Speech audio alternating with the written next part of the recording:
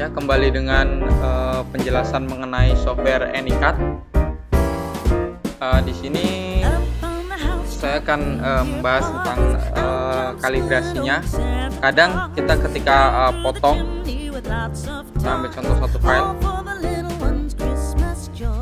Kadang ketika potong dia akan entah itu meleset 1 atau 2 mili juga itu bisa terjadi karena mungkin setiap mesin dia memiliki settingan yang berbeda-beda.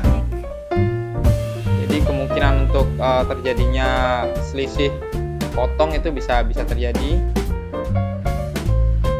Misalnya kita ketika potong ini logo Namco,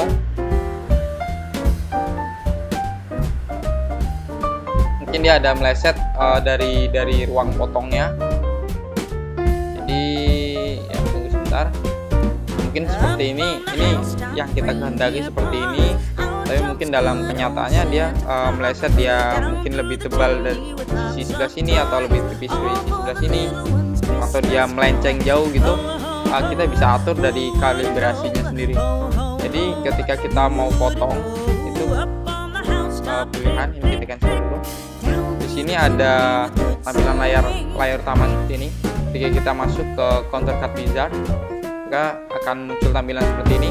Di sini ada kalibrasi. Ini bisa kita pilih. Kita pilih kalibrasi dan di sini ada laser offset. Kita pilih yang ini. Dia lalu akan muncul seperti ini, lembaran seperti ini. Kita bisa print dulu. Setelah print selesai, lalu kita ke sini. Nah, di sini penjelasannya kita akan mulai cutting. Jadi seperti biasanya kita tempatkan pisaunya ada tepat di lingkaran ini, di tengah-tengah lingkaran ini, mata pisaunya. Setelah oke di situ kita pencet origin di mesinnya, lalu kita proses cutting, next, and next. Ini setelah muncul seperti ini, cut now, maka dia akan potong sesuai ininya tadi, sesuai ada garisnya tadi kan, ada garis seperti ini. Jadi yang akan dipotong oleh mesin akan digaris. Tepatnya kita menggunakan mata pulpen, mata pena yang ada di paketnya Jinka. Ketika kita gunakan penanya, dia akan buat garis seperti ini.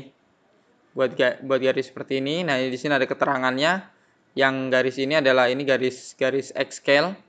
Yang ini Y-nya. Nah, di sini nanti akan muncul apakah dia perlu dikalibrasi geser ke ini, X-nya berapa, Y-nya berapa. Jadi di sini ada angka-angkanya. Nah, seperti ini. Nanti kalau misalnya dia melesetnya ke angka berapa gitu. Jadi ini untuk per kolom ini adalah 1 mili.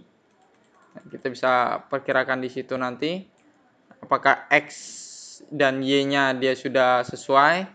Kalau sudah sesuai tapi tetap melenceng, itu kita bisa ukur kembali di gambarnya apakah gambar yang kita print sesuai ukurannya dengan gambar yang akan kita cutting gitu. Jadi untuk kalau misalnya ini dikalibrasi ini udah tidak ada masalah, namun gambar masih belum sempurna untuk di cutting, berarti kendalanya ada di masalah penempatan si gambar atau ketika proses printingnya. Apakah skalanya masih sama atau berubah gitu. Nah, kalau misalnya di sini ada meleset kita anggap aja meleset di X scale-nya, maka kita bisa tambahin ke sini nominalnya mengurangin, kalau ke sebelah sini nominalnya nambah. Kita tambah. Jadi kalau misalnya X-nya dia di sini ada -1, di sebelah sini -1, maka ini di sini bisa kita kurangin ke -1. Berarti yang tadi 2 jadi 1 seperti itu. Lalu untuk proses berikutnya adalah ini kita kecilkan dulu.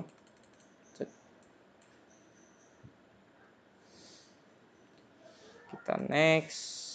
Nah, ini di sini kita bisa cek lagi ketika kita mau potong. Kita bisa ini kemana nih? Ini kita bisa lihat ketika di perintah next tadi, dia akan muncul seperti ini. Nah, ini garis titik merah ini adalah garis penyesuaian dari mata pisau yang kita ada di mesin. Nah, itu kalau misalnya kita mau geser ini, kita sesuaikan, kita custom sendiri, kita sesuaikan titiknya, misalnya titiknya agak kurang tengah nih atau agak kurang ke samping seperti ini. Kita bisa gunakan tombol arah yang ada di sini.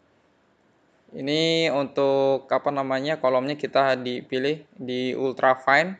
Dia akan bergesernya hanya sedikit. Nah, ini kita coba. Misalnya kita geser ke sisi sebelah kiri.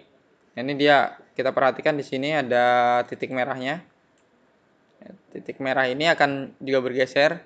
Ini kita ke kiri misalnya kan. Atau mau kita geser lagi ke atas. Ini maka dia akan bergeser. Jadi kita kira-kira untuk mata pisau kita ini udah posisinya di sebelah mana seperti itu. Oke, kalau misalnya kita ingin tidak merubah itu, kita bisa geser ini ke 0 semua. 0.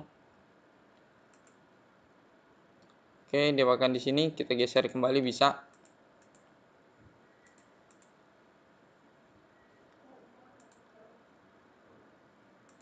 Oke. Untuk kembali ke ke tengah-tengah awal lagi, kita bisa close. Ini kita cancel dulu. Setelah itu baru kita ulangi dari awal, maka dia akan kembali di titik merahnya akan di tengah-tengah kembali. Oke, seperti itu untuk penjelasan penggunaan software Anycut dari kami. Untuk lebih jelasnya, untuk lebih matang kembali tentang pengetahuan tentang Anycut, bisa langsung dicoba aja, bisa download versi trialnya dulu, ataupun akan beli yang langsung software versi full versionnya, bisa dicoba nanti untuk untuk explore lebih dalam lagi mengenai software ini. Software ini cukup membantu dalam proses print cut. Jadi kita nggak harus menggunakan mesin yang punya sensor. Cukup kita gunakan ini. Kita tempatkan mata pisaunya tepat di di lingkaran yang tadi di crop marknya itu. Lalu kita tekan origin, kita kasih perintah untuk jalan, maka akan dipotong sesuai gambar yang ada. Untuk saran dari saya adalah usahakan untuk memotong gambar itu dia dikasih garis luar, jadi seperti ini. Jadi bukan dipotong press dengan si gambar, tapi dipotong di pola luarnya seperti ini. Kita bisa lebihkan. Jadi kita cari jarak teramannya aja, karena ini memang mesin yang digunakan tanpa sensor, maka dia akan membaca sesuai dengan file yang ada di sini, dan dia tidak bisa menyesuaikan langsung dengan posisi gambar yang ada di mesin gitu. Jadi ini hanya sebatas garis bantu aja sebenarnya. Kalau kita kita lebihkan seperti ini, kita cari jarak amannya aja. Setelah itu baru kita print lalu kita cutting menggunakan software ini. Sekian, terima kasih penjelasan dari saya. Semoga dapat dipahami. Jika ada hal yang perlu ditanyakan, bisa kirimkan pertanyaan melalui email atau langsung komen di video, atau bisa